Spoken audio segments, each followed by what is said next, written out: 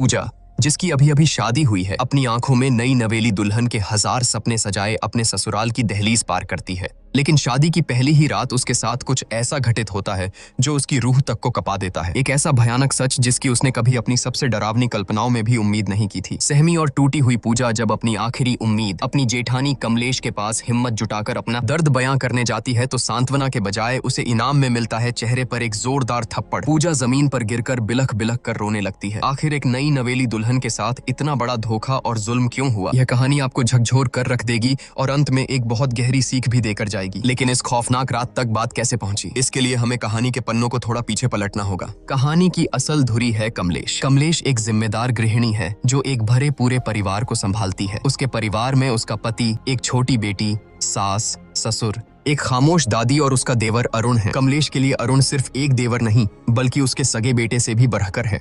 वक्त अपनी रफ्तार से आगे बढ़ता है। अब अरुण जवान हो चुका है और पूरा परिवार उसके लिए रिश्ता देखने जा रहा है। जिस लड़की को देखने पूरा परिवार जा रहा है उसका नाम है पूजा। इंग्लिश ऑनर्स में बीए कर चुकी पूजा अपनी बातों और आत्मविश्वास से सबका मन मोह लेती है। जब वह अपनी मीठी आवाज में एक अंग्रेजी गाना गाकर सुनाती है तो मानो पूरा परिवार उस पर फिदा हो जाता है। अरुण तो जैसे उसे देखते ही अपना दिल हार बैठता है। लेकिन इस पूरे कमरे में एक शख्स ऐसा था जिसके चेहरे पर खुशी की जगह एक उलझन थी। कमलेश को पूजा का यह मॉडर्न और बेबाक अंदाज बिल्कुल रास नहीं आता, लेकिन अरुण की खुशी और उसकी जिद के आगे कमलेश को झुकना ही पड़ता है। मन मारकर ही सही वह इस रिश्ते के लिए हामी भर देती है। उसी दिन चट मंगनी पट ब्याह की तर्ज पर धूमधाम से रिंग सेरेमनी हो जाती है। पूजा की उंगली में अरुण के नाम की अंगूठी सज जाती है, लेकिन किसी को नहीं पता था कि यह खुशियां सिर्फ एक रात की मेहमान हैं। अगली सुबह कमलेश अपनी सास के साथ ऑटो से कहीं जा रही होती है। अचानक रास्ते में उनकी नजर एक भारी भीड़ और शोर शराबे पर पड़ती है। कुछ लोग सड़कों पर विरोध प्रदर्शन कर रहे थे। तभी भीड़ के बीच कमलेश की नजर एक ऐसे चेहरे पर पड़ती है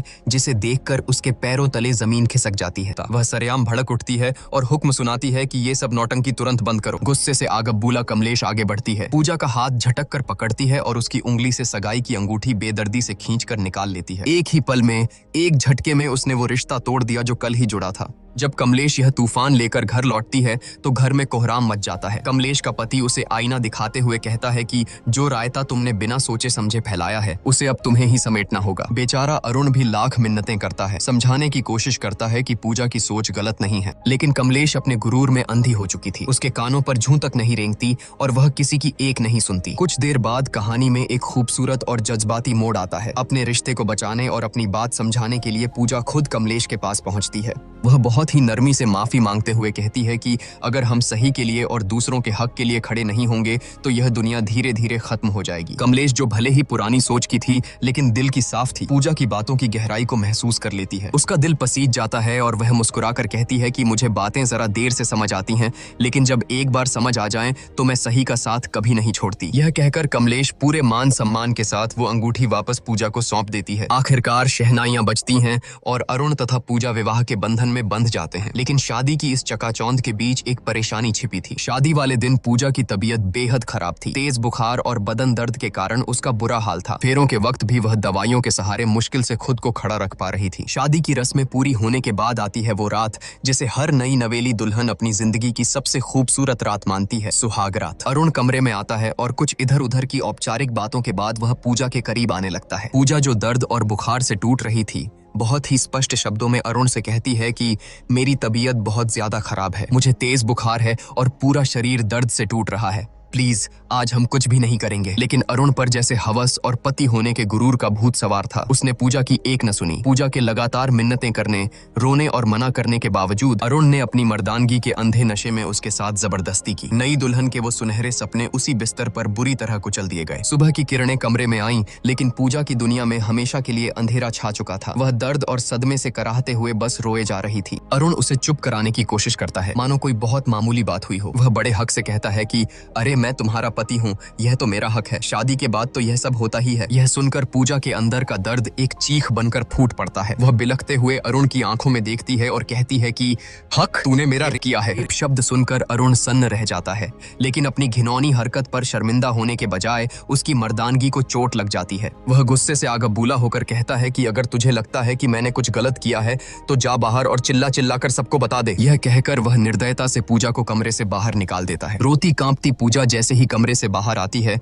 उसकी नजर आंगन में खड़ी कमलेश पर पड़ती है। कमलेश घर की और पड़ोस की कुछ औरतों से बात कर रही थी। पूजा के कानों में कमलेश की आवाज पड़ती है कि औरतें जितना किसी बम के फटने से नहीं डरती, उतना अपनी इज्जत का तमाशा बनने से डरती हैं।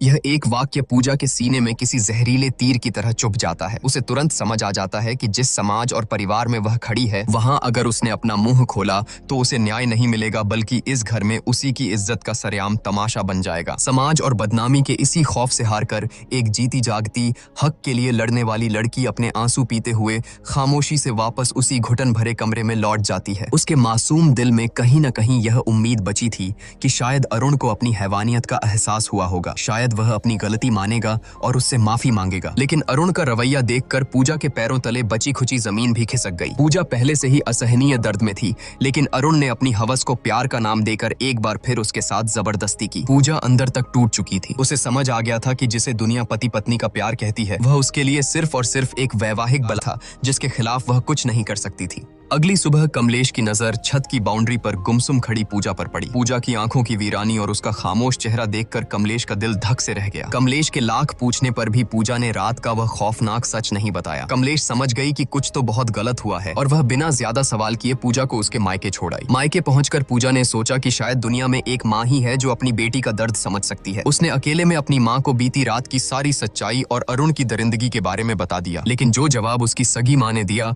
वह अरुण की हैवानियत से भी ज्यादा खौफनाक था। माँ ने उसे सीने से लगाने के बजाय समझाते हुए कहा कि पति पत्नी के बीच ये सब तो होता ही है, शादी की है तो ये सब तो निभाना ही पड़ेगा। इसमें ना कहने वाली क्या बात थी? इसी से तो परिवार और वंश आगे बढ़ता है। अपनी ही माँ के मुंह से ये शब्द सुनकर पूजा सन्न रह गई। रही सही कसर माँ ने इमोशनल ब्लैकमेल करके पूरी कर दी। घर की गरीबी का वास्ता देते हुए उसने पूजा को तुरंत ससुराल वापस लौटने का हुक्म दिया और धमकी दी कि अगर वह वापस नहीं गई तो वह अपनी नस काटकर जान दे देगी। अपनों से मिले इस धोखे के बाद बेचारी पूजा के पास कोई रास्ता नहीं बचा था। वह एक जिंदा लाश की तरह कमलेश के साथ वापस लौटने लगी। सफर के दौरान एक जगह वॉशरूम जाने के बहाने पूजा ऑटो से उतरी। यह उसकी जिंदगी का सबसे बड़ा फैसला था। उसने पीछे मुड़कर नहीं देखा और वहां से चुपचाप भाग निकली। कमलेश ने उसे पागलों की तरह हर जगह ढूंढा, लेकिन पूजा का कोई सुराग नहीं मिला। घर पहुंचकर जब कमलेश ने यह खबर दी तो पूरे परिवार में हड़कंप मच गया। सबने पूजा को ढूंढा, लेकिन वह जैसे हवा में गायब हो गई थी। हारकर कमलेश ने पूजा की दोस्त सोना को फोन मिलाया, जो एक एनजीओ में काम करती थी। सोना ने कहा कि उसे पूजा के बारे में कुछ नहीं पता, लेकिन वह उसे ढूंढने की पूरी कोशिश करेगी। आखिरकार सोना की तलाश पूरी होती है। पूजा उसे एक सुनसान पार्क के कोने में गुमसुम किसी सहमी हुई बच्ची की तरह बैठी मिल जाती है। जब कमलेश वहां पहुंचती है तो पूजा हिम्मत जुटाकर अरुण की उस खौफनाक रात की सारी दरिंदगी और सच्चाई कमलेश के सामने उगल देती है। लेकिन सालों से अरुण को अपने बेटे की तरह पालने वाली कमलेश का अंधा विश्वास सच्चाई पर भारी पड़ जाता है। सच सुनने के बजाय कमलेश का गुरूर टूटता है और वह गुस्से में आकर पूजा के गाल पर एक जोरदार थप्पड़ जड़ देती है। वह चिल्लाती है और पूजा को लगभग घसीटते हुए वापस उस कैद खाने में ले आती है। भले ही कमलेश ने पूजा को थप्पड़ मार दिया था, लेकिन एक औरत होने के नाते उसके अंदर शक का एक बीज बोया जा चुका था। वहीं दूसरी तरफ हम देखते हैं कि हनीमून के खूबसूरत वादियों में पूजा अंदर से पूरी तरह वीरान और खौफजदा थी। वह अरुण से एक आखिरी उम्मीद के साथ बात करने की कोशिश करती है, लेकिन अरुण की आंखों में प्यार नहीं, सिर्फ एक भूखे भेड़िए जैसी हवस थी। वह एक बार फिर पूजा की चीखों और आंसुओं को अनसुना करते हुए उसके साथ जबरदस्ती करता है। बेचारी पूजा उस बिस्तर पर तड़पने और रोने के अलावा कुछ नहीं कर पाती। वह जिसे अपनी जिंदगी का साथी समझकर समझाने गई थी, वह सिर्फ एक झल्लाद निकला। पूजा को उस रात पूरी तरह समझ आ गया था कि अरुण की नजरों में वह कोई पत्नी या प्यार नहीं, बस उसकी हवस मिटाने का एक बेजान जरिया भर थी। पूजा की जिंदगी एक जीते जागते नर्क में बदल चुकी थी। एक रात खौफ से कांपती पूजा खुद को बाथरूम में बंद कर लेती है। बाहर से अरुण दरवाजे को पीटते हुए उसे बाहर आने का हुक्म देता है। अंदर से डरी सहमी पूजा रोते हुए कहती है कि आज मैं तुम्हारे करीब नहीं आ सकती, मेरे पीरियड्स शुरू हो गए हैं। लेकिन एक हैवान के सिर पर सवार हवस को भला कोई कैसे रोक सकता था? अरुण का जवाब किसी भी इंसान की रूह का पाने के लिए काफी था। वह बेशर्मी और क्रूरता से कहता है कि मुझसे झूठ मत बोल, दरवाजा खोल, मुझे देखना है। यह सुनकर बाथरूम के अंदर खड़ी पूजा की जान सूख जाती है। उसे समझ आ जाता है कि यह दरिंदा उसकी कोई बात नहीं मानेगा। इसी खौफ और बेबसी के बीच पूजा की नजर वहां रखी एक ब्लेड पर पड़ती है और सीन यहीं कट हो जाता है। अगली सुबह घर में कोहराम मच जाता है। सबको पता चलता है कि पूजा अस्पताल में है और उसकी हालत बेहद नाजुक है। पूरा परिवार बदहवास हालत में वहां पहुंचता है। अरुण अरुण बड़ी चालाकी से कमलेश और बाकी घर वालों को गुमराह करते हुए कहता है कि उसे औरतों वाली कोई अंदरूनी दिक्कत थी,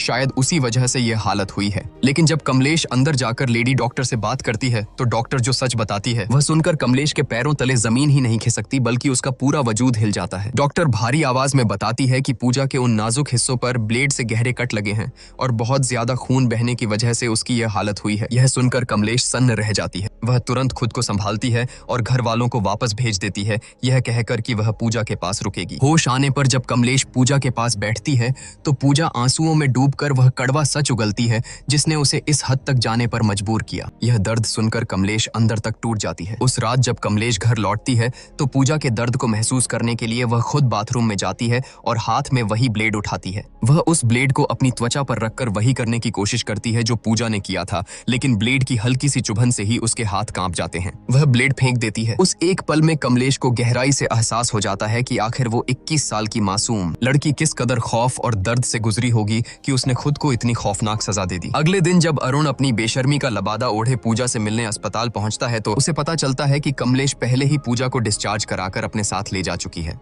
अपनी पत्नी की इतनी गंभीर हालत के बावजूद उस जाहिल इंसान के दिमाग में सिर्फ एक ही बात चल रही थी। वह बेशरम होकर लेडी डॉक्टर से पूछता है कि अब मैं अपनी पत्नी के साथ इंटीमेट तो हो सकता हूँ ना? यह घिनौना सवाल सुनकर डॉक्टर का खून खौल उठता है। वह डॉक्टर पूजा के वो खौफनाक घाव देख चुकी थी और जानती थी कि इसके पीछे कौन है। वह अरुण पर बुरी तरह भड़क जाती है और पूरी ताकत से चिल्लाते हुए कहती है कि बहुत ही नीच और घिनौना इंसान है तू, तेरे जैसे जाहिलों के आड़ में तो गोली मार देनी चाहिए। वह तुरंत सिक्योरिटी गार्ड्स को बुलाती है और अरुण को धक्के मारकर अस्पताल से बाहर फेंकवा देती है, यह चेतावनी देते हुए कि यह जानवर इंसान दोबारा मेरे अस्पताल के आसपास भी नहीं दिखना चाहिए। पूजा जो अपनी आंखों में शादी और एक नए जीवन के 1000 सुनहरे सपने लेकर इस घर में आई थी, आज उसकी जिंदगी एक ऐसे भयानक नर्क में तब्दील हो चुकी है जहां उसका ही पति उसका सबसे बड़ा मुजरिम बन गया है। प्यार और हक के नाम पर पूजा ने जो झेला है वो मौत से भी बदतर था, लेकिन अब जब पूजा मौत के मुंह से वापस लौट आई है और उसे उस कमलेश का साथ मिल गया है जो कल तक उसी के खिलाफ खड़ी थी, तो अब आगे क्या होगा? आपके हिसाब से अब पूजा को क्या कदम उठाना चाहिए? क्या उसे अरुण को माफ कर देना चाहिए या उसे ऐसी सजा देनी चाहिए जो एक मिसाल बन जाए? अपनी राय हमें कमेंट्स में जरूर बताएं। वीडियो को लाइक करें और चैनल को सब्सक्राइब करना बिल्कुल न भूलें ताकि पूजा की कहानी का अगला और सबसे अहम हिस्सा आते ही आप तक पहुंच सके। मिलते हैं बहुत जल्द कहानी के अगले भाग में।